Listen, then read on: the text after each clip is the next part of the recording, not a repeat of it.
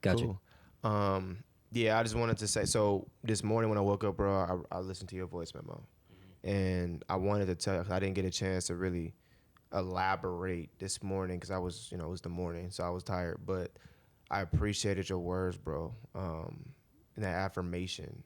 And I know we talk about it a lot, where it's important to validate and affirm your friends, but also to. And I'm a firm believer in just speaking life into, your people, regardless, right? Like, and I think that's it's encouragement, but I think it's important because how many of us have people in our lives that constantly remind these, like we remind these people, or how many of us have people in our life that remind us that we are who we know we are, or we are who we are striving to be, right? Like, you know what I mean? How many of us need to hear these words from our peers, and especially peers that we respect and that we honor, right? So I just wanted to say, bro, I really do appreciate you taking the time to send me that voice memo, to affirm me, but to also validate the just things that I could have been insecure about, right? Am I saying too much? Am I all over the place? Did I apply this scripture properly? Like, am I making sense? Yeah, Right? So I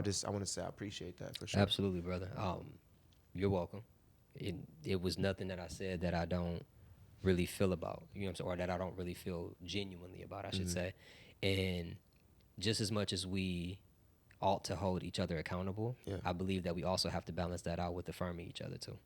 And that's just not for me and you, that's just period. I think sometimes we can get so caught up in accountability and making sure we're all like striving toward the mark that we don't take the time to be like, you're doing a good job. And I saw this and I admire this and I appreciate you for doing that. So that was just my way of doing that, bro. But yeah, I felt convicted based on the conversation and the study we had the night before. So absolutely, bro.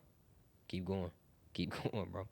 That's good. I mean, you keep going. That's important to keep present, to keep current in terms of just our everyday, right? I think when we think about our everyday, I always, when I do send text messages to, my other close peers, I always say win the day.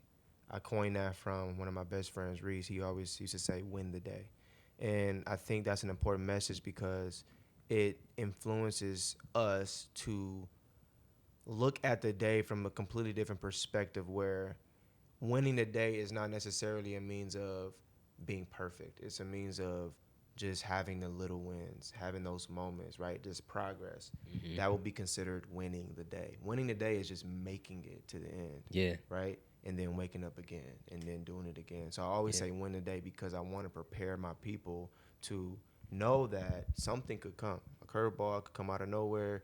You could get a call. That deal might fall through. You might not get that next opponent. You might not finish that project, right? But ultimately, because of God, thank Him, you have another moment. You have another opportunity. You have breath in your lungs. You have sight to see, right? You have peers around you who love you, right? And you also have time. So use it properly, and don't look at it in a way where something's being taken away. But look at what you're gaining, right? Look at the fact that you're gaining more moments to spend time with your family because this project deadline didn't make it, or because this didn't happen or that. Like, you have time to do something that could be conducive to your growth, right? So I just think that winning the day, and you talking about keeping going, I think that's synonymous. I like that because that's what I think about when I hear keep going, win the day, don't stop. I like it, bro. And when shout out to Reese, because that's a good like phrase. Because what the minute you said that, it just also made me in my mind focus on like be in the moment. Yeah. Like I literally think about things like, okay, if I do this and this and then that'll affect that. But if I win the day and then I wake up and then I win that day and then I wake up and then I win that day. Come on, bro. You know what I mean? Like Yeah. it's gonna end up being successful. And even if I don't, the fact that I was able to make it to the end, you really always win the day. For sure. As long as you wake up to see another one, because it's a lesson. It's things that you can take from that day and apply. You know what I mean? So I like that. I like that a lot because it just reminds me to be present. Yeah. It's perspective, right? And I also allude that to being present in the sense of being still, right? Being still and where am I at, what's going on, what's my next step. And you were saying something off camera before this that I think relates to this a little bit because we were talking about just how do people get to the things that they get to in their life? How does this person gravitate towards this, and how do they gravitate towards that? And as I'm actively thinking about it, when I'm referencing that moment off camera, it could be, or could it be that they were still enough, right, in their days, and they were moving along in their life. But they were still enough that they had a fixed gaze or a focus on those things. I would say that certain things are inclinations, right, where we just are always attracted to this career, this subject matter, right, being this thing, and in a sense of uh, wanting to be a basketball player, or wanting to be a photographer, or wanting to go into movies, or wanting to learn about physics, or whatever it may be, right? We're naturally, I think, attracted to the careers and the things that we end up doing in our lives, for, or to complement our, I would say, purpose, right? Like these tools that we have, they're just like natural things that we lean toward. So I would say though that to get there, you have to be still so that you can even be aware that you like that thing, right? Like we're saying, like for me, it was movies when I was a kid. I always loved watching movies, and so when we were movie hopping when I was in high school, Interstellar, I was still enough to see it. Oh wait, Interstellar, Matthew McConaughey. Yeah. That's cool. I'm going in. We go in. I'm chilling. I'm present, and I'm just experiencing this thing, man. And I would say that that thing even changed my life.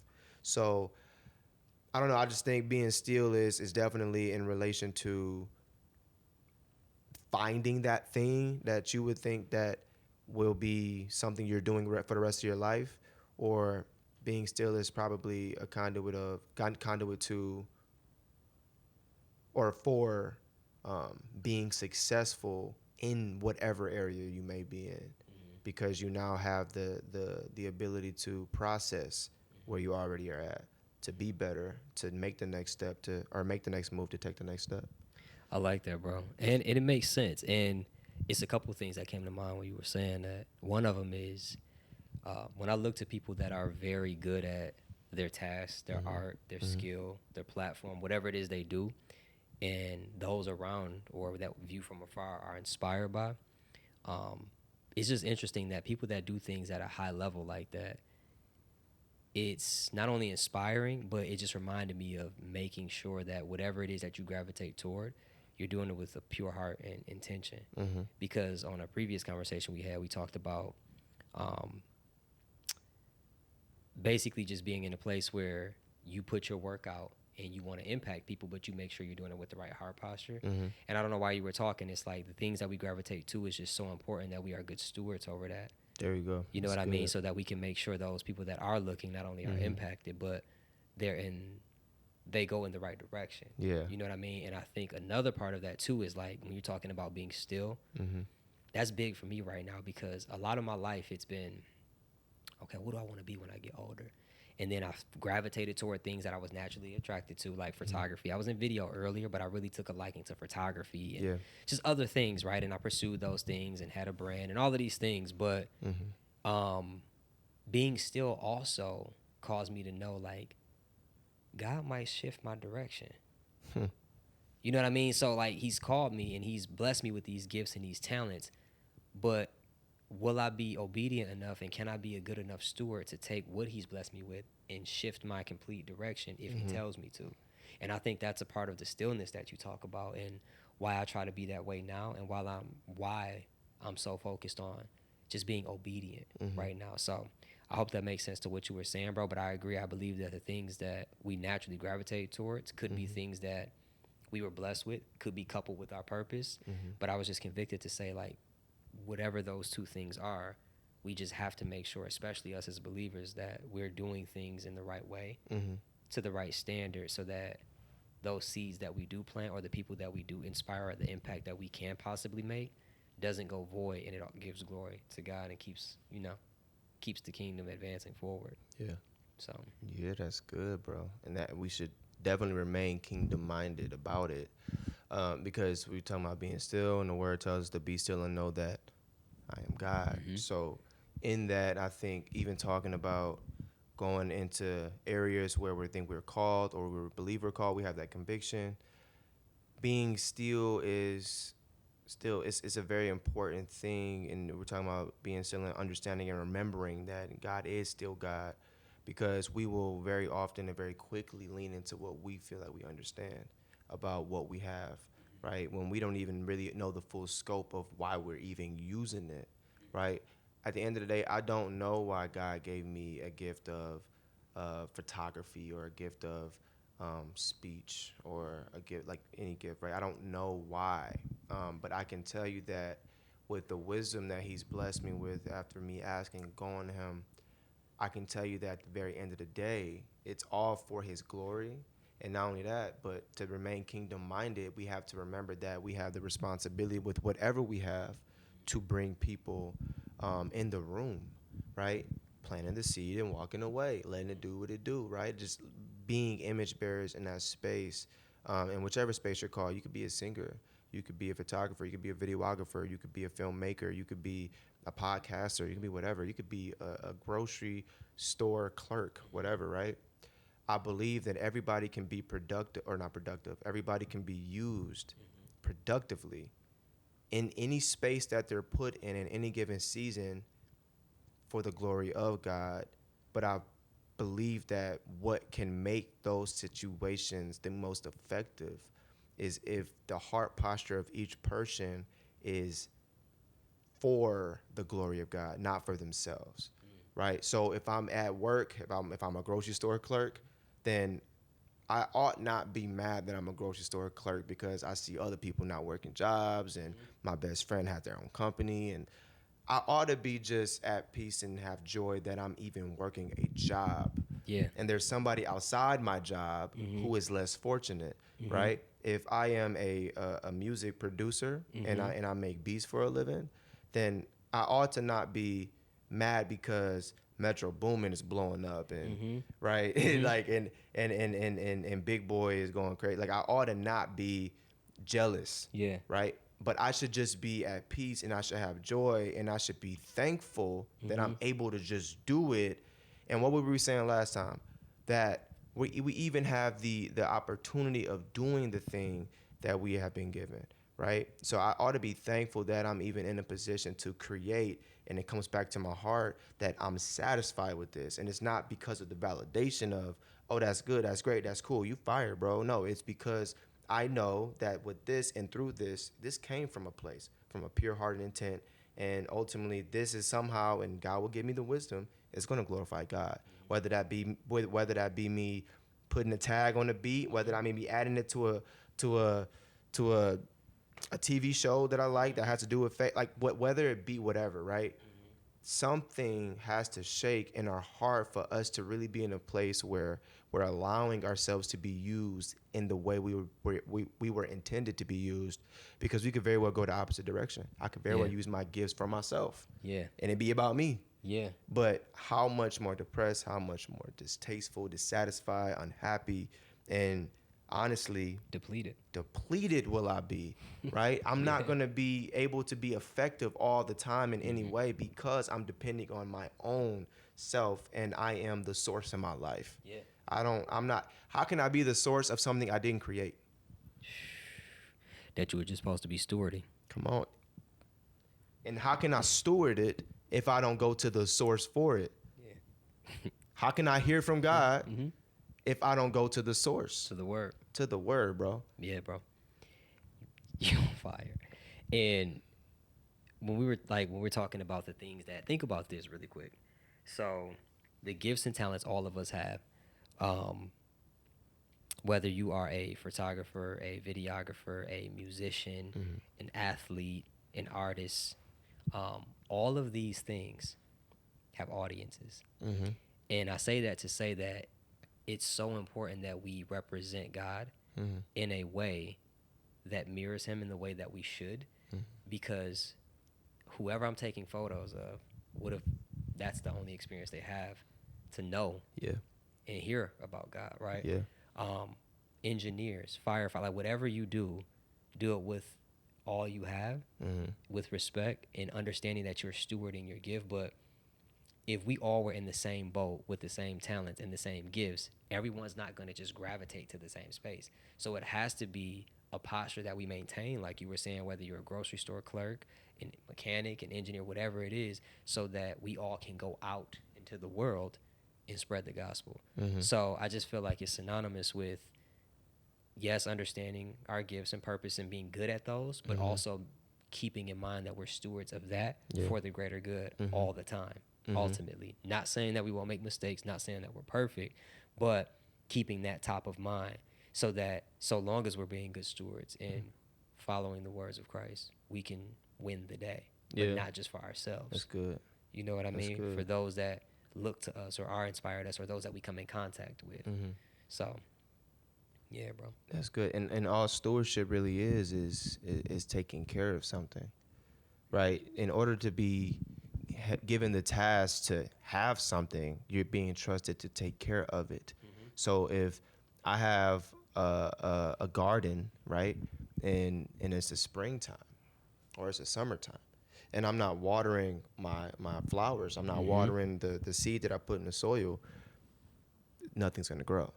I'm not taking care of it. What were you just saying? You said when the farmer goes outside, it's not that you just throw the seeds down and you walk away. You know, they have to till the ground. They got to get the soil ready. It's a process. It's a process. So in the same way, I think the moment that we are able to acknowledge and we are able to discern that, wait, this is actually something I've been given to bring glory to God and to ultimately advance the kingdom. That's one responsibility, two, a big task, but also it's something that God is giving us and he trusts us with.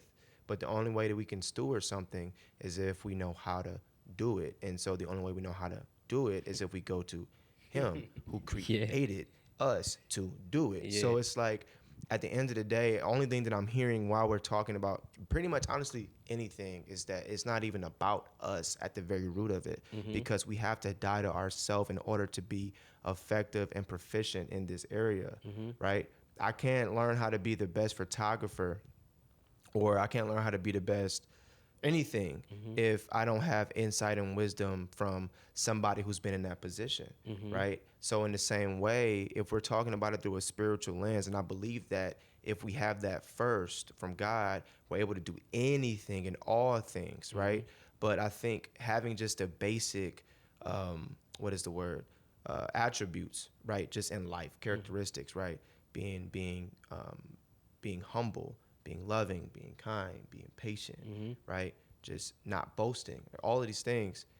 If we just have the basic attributes and the characteristics, which really just decent morality, right? Like we just have morals, then I think that ultimately will influence and facilitate our willingness, our understanding, and also just our effectiveness in doing the things that we've been given, because our heart posture is in the right place. Right? I can't go into something with the intent of wanting to be the best in a way that I'm better than everybody. I'm talking about being the best in a way that I'm doing the best that I can. Because if I'm doing the best that I can, if I'm putting all my effort into this thing without idolizing it, but I'm putting my effort into it with the intent of pleasing God, you better believe God will make a way for that to see it through, and also for the fruit to be bared from it. Because your heart's in the right place. Because your heart's in the right place. People are going to see it regardless. That's Do it matter how many? Nah. We at work. Dude, you watch the podcast, man. It's so good, bro. Yeah. We shot that 3 months ago. Yeah. So you telling me that if I was in a different heart posture, right? Let's say I was just, man, we only got, we might delete it. Yeah. That's what we do it for, bro. Yeah. Bro, it's December. We did it in bro, it's December, and dude, I watched it, man, and I loved it, bro. Like, I needed it today. This morning I decided, let me watch the podcast. I watched it. That's what we do it for. Yeah. Because the delayed gratification. It's not about doing it, seeing the fruit. And, no, it's about doing it from a pure place. And being obedient. Bro. Because you could be out of sight, out of mind. Yeah. Next, God decides in this moment, in this season, I'm going to send this person over just so you can know that what you've created with my approval is impacting people. Yes. And that's all you need. Just one person. Keep going. So that should put us in a place of acceptance and put us in a place of thankfulness, that so much that we're not only inspired and influenced to keep going, but now we know I guess, or we're affirmed in the work that we're doing because it ain't about us. It's about the kingdom. It's about the kingdom. We out. We out, man. That was a clean one. Yeah, that was good, bro. You on fire. You guys gave each other a look. You're like, that's it. Yeah.